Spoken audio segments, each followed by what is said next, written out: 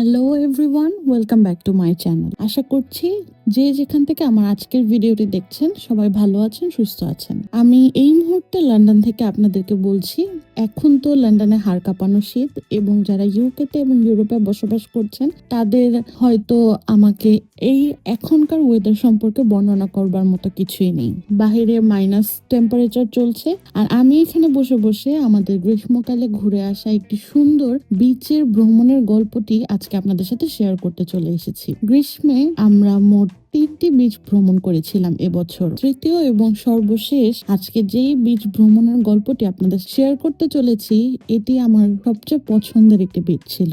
আমরা রওনা দিয়েছিলাম লন্ডনের ওয়াটারলু স্টেশন থেকে, যেখানে সাউথ ওয়েস্টার্ন রেলওয়ের সরাসরি ট্রেন থেকেই আপনি বর্নমাউথ বিচে যাত্রা করতে পারেন। যাত্রাটি প্রায় 1.5 থেকে 2 ঘন্টা ছিল, এবং পুরো পথটি ছিল আরামদায়ক এবং নির্বিঘ্ন।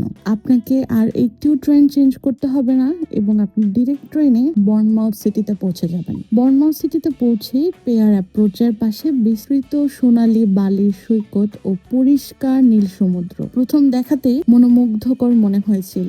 আমি যতটা এক্সপেক্ট করে গিয়েছিলাম, আমার ধারণা পুরোটাই উবে যায় যখন আমি সেই পেয়ারের কাছে এসে দাঁড়াই। এখানে হাঁটতে হাঁটতে মনে হয় শহরটা আপনাকে নিজের একটা ছন্দ শোনাচ্ছে, slow, soft and welcoming. As we head closer to the beach, বাতাসের হাওয়া বদলে যাচ্ছে, a little cooler, a little saltier. The sound of life around slowly fades. আর এখানে জায়গা নিচ্ছে সাগরের steady rhythmic waves. Take a moment, listen to that soft roar, it's peaceful yet powerful. And here it is, Bournemouth Beach, standing right in front of the West English Channel. You feel an incredible sense of space. বালুর রংটা সোনালী, নরম, পায়ে দিলে হালকা করে ডুবে যায়, আর আমি বলবো অনেকটা হরলিক্সের মতো। The water is gently moving, sunlight reflecting on the tiny waves like small pieces of glass. এমন একটা জায়গা যেখানে দম নিয়ে দাঁড়ালেই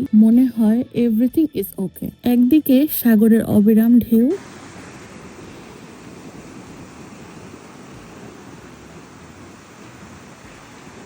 আর অন্যদিকে সাজানো pathways, people walking, cycling, relaxing, and every face seems peaceful. If you walk slowly, you can actually hear seagulls trilling above, falling out in that familiar seaside echo. As we step into the Bournemouth Pier, the view changes completely. সবকিছু এখন একটু উঁচু থেকে, একটু দূর থেকে দেখা যাচ্ছে, মানে আমরা দেখতে পাচ্ছি আর কি।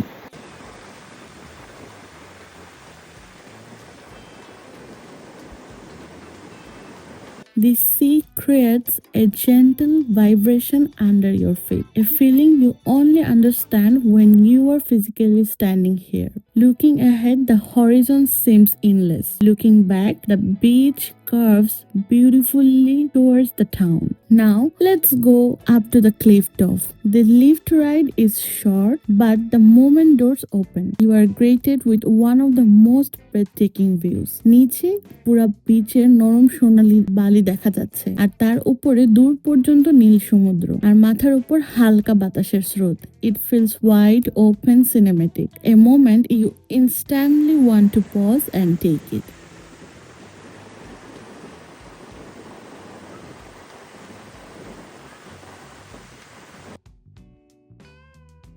এই বিচটি জনপ্রিয় হওয়ার আরো একটি অন্যতম কারণ হলো এই বিচটি ফ্যামিলি ফ্রেন্ডলি। এখানে বাচ্চা থেকে বড় যে কেউ নানান ধরনের অ্যাক্টিভিটিস করতে পারে। তাছাড়াও আপনারা ভিডিওতে দেখতে পাবেন বর্নমাউথ বিচ সার্ফিং করার জন্য বিখ্যাত। তাছাড়া জিপ লাইনিং, আরো নানান ধরনের ওয়াটার অ্যাক্টিভিটি এখানে কিন্তু হয়ে থাকে, এবং একটি নির্দিষ্ট টাইমে আপনারা সি বিচের পাড়ে বারবিকিউ করতে পারবেন। নানান জায়গায় এখানে বারবিকিউ করার ব্যবস্থা আছে। এছাড়াও শাওয়ার ফ্যাসিলিটিসও কিন্তু আছে। যারা আমাদের মতো ডে ট্রিপের উদ্দেশ্যে যেয়ে থাকেন, তারা এখান থেকে শাওয়ার এবং ওয়াশরুমের সুব্যবস্থা পেয়ে যাবেন। And just a little further away, everything becomes quiet, where nature feels untouched. Walking paths stretch gently between grass and sea. The wind is softer, the sound is quieter, আর মনে হয় সময়টা যেন কিছুটা ধীরে চলে এখানে। Bournemouth isn't just a place to visit, it's a place to feel the sound of the sea, the warmth of the sand, the calm of the cliff, the simplicity of the city. And standing here, you realize something the world feels a little kinder near the water. Thank you for walking with me. See you in the next journey. If you like the video, please like, comment and share my channel. Bye bye.